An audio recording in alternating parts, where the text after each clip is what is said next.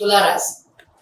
తులారాశి అనగానే చిత్త 3-4 పాదాలు, స్వాతి 1-2-3-4 పాదాలు, విశాఖ 1-2-3 పాదాలు.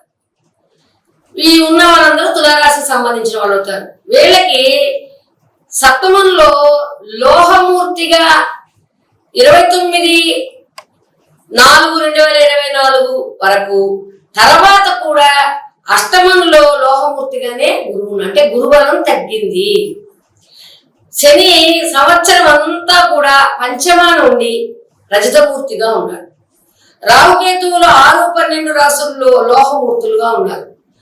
ఒక్క సువర్ణమూర్తి అంటేనే కొంచెం బాగున్నట్టు, రజతమూర్తి అంటే పర్వాలేదు, లోహమూర్తి అంటే కొంచెం బాగలేదు, తామ్రమూర్తి అంటే ఇంకా అసలు పూర్తిగా బాగలేదనే విషయాన్ని గమనించుకుంటూ మీరు యొక్క లోహమూర్తులు తెలుసుకోండి.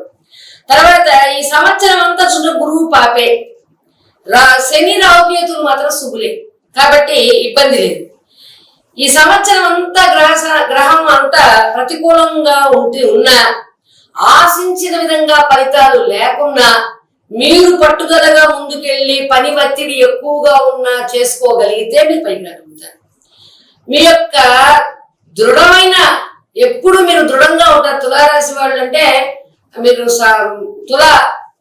మనం కొంచుకున్నట్టుగానే ఉంటారు మీరు. కాబట్టి ఎక్కడా భయపడకుండా ముందు చూపు చూసుకుని తప్పనిసరిగా మనం ఈ దీంట్లో గెలవాలి అనే పట్టుదలతో ప్రయత్నం చేస్తే ఓటమి అనేది ఉండదు.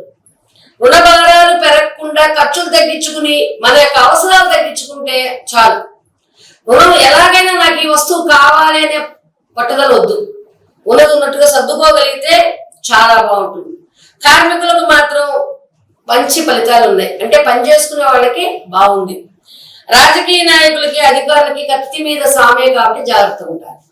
కాబట్టి ఇన్ని వాటిని చూసుకుని అమ్మవారి దుర్గాదేవి పాదాలకి మీరు నమస్కారం చేసుకుంటూ ప్రతినిత్యం దుర్గాష్టం అట్టకం చదువుకోవటం, అలాగే మహాలక్ష్మి అష్టకాన్ని చదువుకోవటం, లలిత కవచాన్ని చదువుకోవటం, చక్కగా గంధంతో పసుపు కుంకుమలతోటి అమ్మవారికి పూజ చేసుకోవటం, ఇవన్నీ చేసుకోగలిగితే మీకు ఎటువంటి ఇబ్బందులు లేకుండా ప్రశాంతంగా ముందుకెళ్ళిపోతారు. కానీ పరిస్థితులు కొంచెం అనుకూలతగా లేదు కాబట్టి మనకొచ్చే ఫలితాలు కొంచెం ఆలస్యంగా వస్తున్నాయి.